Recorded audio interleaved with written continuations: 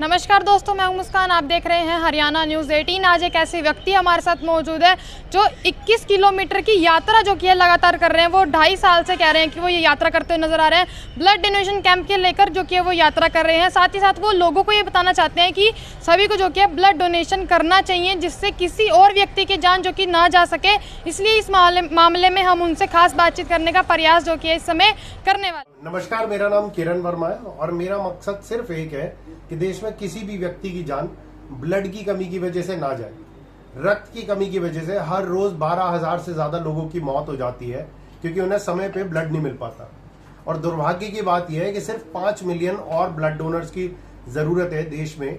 अगर 5 मिलियन और blood donor हो जाए तो देश में किसी भी व्यक्ति की जान ब्लड की कमी की वजह से नहीं जाएगी। अब तक कहाँ यात्रा कर चुके हैं, कितनी यात्रा कर चुके हैं? Kerala, Tamil Nadu, Pondicherry, Karnataka, Goa, Maharashtra, Dadra Nagar Daman Diu, Gujarat, Telangana, Andhra, Orissa, West Bengal, Assam, North East पूरा, सिक्किम, राजस्थान और हरियाणा। सर, आप कहाँ से संबंध रखते हैं वैसे? मैं दिल्ली से हूँ।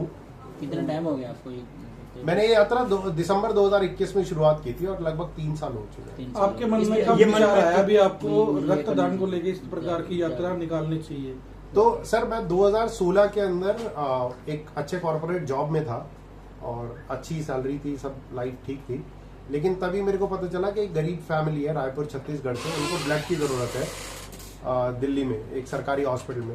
मैं वहाँ गया, वहाँ जाके जब ब्लड दिया तो पता चला कि मेरा ब्लड उस औरत को बेच दिया गया है, उस आदमी के द्वारा, जिस आदमी ने मुझे कॉल करके बुलाया। और दुर्भाग्य की बात यह थी कि जिस औरत ने मेरे ब्लड को खरीदा, वो औरत वेश्यावृत्ति में पड़ गई थी अपने पति के इलाज के लिए। और ये जब मुझे इसके बारे में पता चला, तभी मैंने अपनी जॉब छोड़ी और जॉब छोड़ के रक्तदान को अपनी जीवन का मकसद बनाया। क्योंकि देश के अंदर आज़ादी के बाद अभी तक सिर्फ एक समस्या है जिसको हमने सॉल्व किया है, वो है पोलियो। उसके अलावा कोई समस्या नहीं है जिसको हमने जड़ से खत्म किया। तो सर, देखा जाता है यूथ जो है निस्वार्थ हो रहा है, ये जो है जो जिंदगी है इसको कहाँ से जंग हो रहा आपको? जब आपने वेश्या को किसी को जब रक्तदान किया तो कैसे जंग हो रहा आपको? तो सर, जब मेरे को पता चला कि उस औरत के जो घर वाले हैं उन्होंने उनको छोड़ दिया क्योंकि उन्होंने कहा कि हमारा बेटा तो मरने वाला है, हम काय को कर्जा करें। और उसके मायके वालों ने छोड़ दिया कि ये बोल के कि भाई हमने तो तेरी शादी कर दी है। और ये स्थिति सिर्फ एक की नहीं है, बहुत सारे लोगों की है। क्योंकि गरीब आदमी, जब उसके पास कोई साधन नहीं होता, कोई और रास्ता नहीं बचता, तो कभी कभी ऐसे गलत फैसले उठाने पड़ते हैं। तो मुझे लगा कि ऐसे लोगों के लिए मैं आवाज बनूं और लोगों तक जाऊं और जाके इस बात को रखूं कि वो जाए और जाके रक्तदान करें। सर, देश का युवा जो है निस्वार्थ ब्लड डोनेट करता है, लेकिन देखा जाता है कि वो ब्लड जो है बेच दिया जाता है या फिर जिसको जरूरत होती है ऊंचे दामों पर जो है उसको बेचा जाता है। देखिए, पहले तो अगर आपको एक पक्की रसीद के साथ आपको ब्लड दिया जा रहा है तो वो गैर कानूनी नहीं है। वो पैसा आपके ब्लड को प्रोसेस करने के लिए दिया जा रहा है। क्योंकि जब सरकारी हॉस्पिटल के अंदर वो प्रोसेसिंग होती है तो सरकार उसको सब्सिडाइज करता है, यानी अपनी जेब से देते हैं। लेकिन जब प्राइवेट हॉस्पिटल में होता है तो उनको आपसे लेना होता है वो पैसा, क्योंकि उसको ब्लड को स्टोर करने की अपनी कॉस्ट है, स्टाफ की कॉस्ट है, हॉस्पिटल की कॉस्ट है, बहुत सारी है। कानून के मुताबिक सुप्रीम कोर्ट की गाइडलाइन के हिसाब से जितने भी सरकारी हॉस्पिटल हैं उनके ब्लड की जो कॉस्ट है, जो प्रोसेसिंग कॉस्ट है, वो एक स्टैंडर्ड है, फिक्स्ड है, अलग अलग कंपोनेंट की अलग अलग है। लेकिन ये फैसला छोड़ा गया प्राइवेट हॉस्पिटल पे कि वो अपने ब्लड के कंपोनेंट, अपने ब्लड के जो ये है, ये खुद कर सके। तो ऐसा नहीं है कि लोगों को बेचा जाता है, वो सिर्फ उसकी फीस ली जाती है। सर, जैसे हम फिंगर लगाते हैं, हमारा आधार कार्ड या फैमिली आईडी का पता चल जाता है, सारी डिटेल्स आ जाती है। ऐसा रक्तदानियों को क्यों नहीं आता? उनका कोई रिकॉर्ड क्यों नहीं बनाया गया? अभी उनके थंब से या वैसे कोई ऐसे सर्टिफिकेट से पता लग जाए भी इस दानी ने अपने जीवन काल में इतना इतना रक्त दिया, क्योंकि भविष्य में अगर उसको या उसके परिवार को जरूरत पड़े तो उस रिकॉर्ड के हिसाब से उस दानी को भी ये एक्चुअली ये बहुत अच्छी बात है और मैंने भी रखी थी कि यूनिफाइड आईडी कार्ड होना चाहिए हर एक ब्लड डोनर का। बिल्कुल सही बात है। इस पे भारत सरकार ने एक पहल भी करी थी, ई रक्त कोष करके। मुझे नहीं पता अभी वो कहाँ पर कितना इफेक्टिवली काम कर रही है, क्योंकि मैंने जब लास्ट टाइम देखा था वो उतना अच्छे से कारगर तरीके से काम नहीं कर रही थी। लेकिन मेरा मानना यह है कि अगर ई रक्त कोष के जैसा एक प्लेटफॉर्म बनाया जाए जहां हम सारे ब्लड डोनर्स को, रक्तदाताओं को एक ही प्लेटफॉर्म पे ला सके, उनके आईडीज, ताकि अगर मेरे को हरियाणा में मैंने ब्लड दिया है और मेरे को जरूरत है वेस्ट बंगाल में, तो मेरे को वेस्ट बंगाल में ब्लड मिलना चाहिए ना, Yes. और उस वक्त मिलना चाहिए जब मेरे को जरूरत है। यस तो ये होना चाहिए, बिल्कुल होना चाहिए, ताकि लोगों का विश्वास बढ़े सिस्टम के ऊपर, इस प्रोसेस के ऊपर। ऐसा ना हो कि लोगों के अंदर मन में मनमुटाव रहे कि हमने ब्लड 100 बार दे दिया और लेकिन हमें मिला एक बार भी नहीं।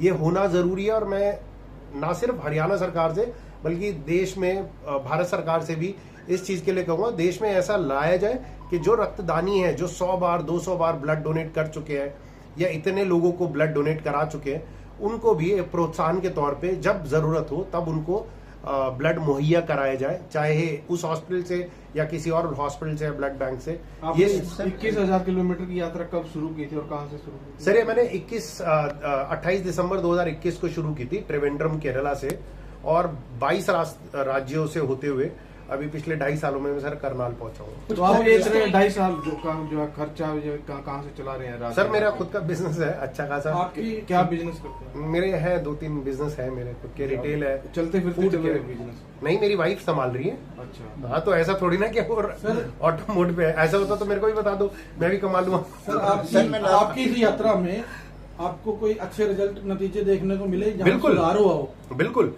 तो नॉर्थ ईस्ट के अंदर मैं अरुणाचल गवर्नमेंट के साथ काम कर रहा हूँ, जहाँ ड्रोन के थ्रू हम डिलीवर करेंगे। वहाँ ज्यादातर नागालैंड गवर्नमेंट के साथ में काम कर रहा हूँ। बहुत सारे ऐसे डिस्ट्रिक्ट है, 13 डिस्ट्रिक्ट, जिनके अंदर पहले ब्लड बैंक ही नहीं था, और आज वहाँ ब्लड बैंक बन रहा है, बन चुका है। आपका सपना क्या है सर? ब्लड मेरा सपना सिर्फ यह है, आप और आपके बच्चे, उनको एक ऐसा भविष्य देना जहां उनको ब्लड के लिए अपनी जान ना गंवानी पड़े।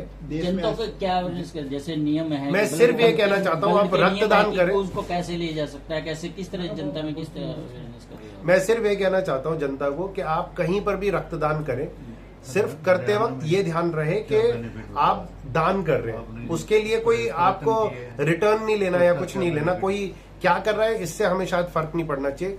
एंड रिजल्ट ये होना चाहिए कि हम लोगों की जान बचाएं, क्योंकि चाहे कोई सरकारी हॉस्पिटल में मरे या प्राइवेट हॉस्पिटल में, एक इंसान की मौत इंसानियत की मौत है, अगर हम उसको सही वक्त पे ब्लड नहीं। सर, देश के अंदर देखा जाता है कि महिलाएं जो है एनीमिया से पीड़ित है, काफी महिलाओं की जान तक चली जाती है। उसका क्या कारण मानते हैं? मेल न्यूट्रिशन है सर। हमारे यहाँ पर स्वास्थ्य को बहुत ज्यादा जिम्मेदारी नहीं दी जाती। अगर आप देखें, मैं भी खुद पिछले 4-5 महीनों से बीमार चल रहा हूँ, लेकिन अगर आप देखें ज्यादातर हम इंडियंस के अंदर खाने को लेके कंट्रोल नहीं है, हम कुछ भी खा लेते हैं। तो मेरे ख्याल से महिलाओं को, मेरी वाइफ को भी पहले एनीमिया था, लेकिन अक्टूबर 2022 में उसने शुरुआत की अपनी हेल्थ के ऊपर ध्यान देना, और अब वो भी रेगुलर ब्लड डोनेट करती है। ब्लड के नाम पर काला बाजारी है, कभी रुकेगी? बिल्कुल रुकेगी। जिस दिन देश के अंदर डिमांड और सप्लाई बराबर हो जाएगी, उस दिन के बाद कालाबाजारी अपने आप रुक जाएगी। कोई कालाबाजारी। एक तो मेरा सवाल ये है कि बताया मैं 3-4 महीने से बीमार चल रहा हूँ, अचानक भगवान ना करे ऐसा हो कि आपको ब्लड की जरूरत पड़ जाए, हाँ। तो आपको रक्तदान ब्लड कौन देगा सर? सर वही लोग, लोगे? देखिए, मेरे को नहीं पता कि मेरे को ब्लड की जरूरत पड़ेगी या नहीं पड़ेगी, और अगर पड़ेगी भी और नहीं भी ब्लड मिलेगा तो वो फेलियर मेरा है ना। मैं यही तो कोशिश कर रहा हूँ कि ब्लड मिले सबको। अगर मुझे नहीं मिलता और उसकी वजह से मेरी जान चली जाती है, तो शायद ये मेरी हार होगी। और अगर मैं मान लीजिए चलते चलते मैं मर जाऊं, लेकिन उसके अंदर इस कॉज की जीत होगी। कॉज की जीत इसलिए होगी क्योंकि तब शायद आप मेरे को सीरियसली लोगे कि एक आदमी चलते चलते पैदल मर गया। तो ये सब तो ये एनजीओ के माध्यम से चला रहे हैं या आप अपने पर्सनली आप अपने उससे चला रहे हैं? मैं सिर्फ अपने पर्सनली चला रहा हूँ। तो हरियाणा की जनता को अब क्या बेनिफिट मिलेगा इससे? मैं सिर्फ ये बेनिफिट दूंगा कि उनको एक संदेश दे के जा रहा हूँ कि आप आए और आके रक्तदान करें। That's it. आपने कितनी बार रक्तदान किया? मैंने 49 बार दिया। अच्छा, एक चीज मेरी लास्ट में और भी है, वैसे आपने तो वो देख बात सकते कह हैं दी कि है, दिल्ली कई बार से ऐसा जो हो है, रहा है, ऐसा मैंने देखा है सर, बहुत सारी घटनाएं घटी हैं and help anyone in need, because अगर हम इंसानियत को देखते रहे तो अच्छे नजरिए से, तो शायद दुनिया एक अच्छी जगह मिले। एक बार आप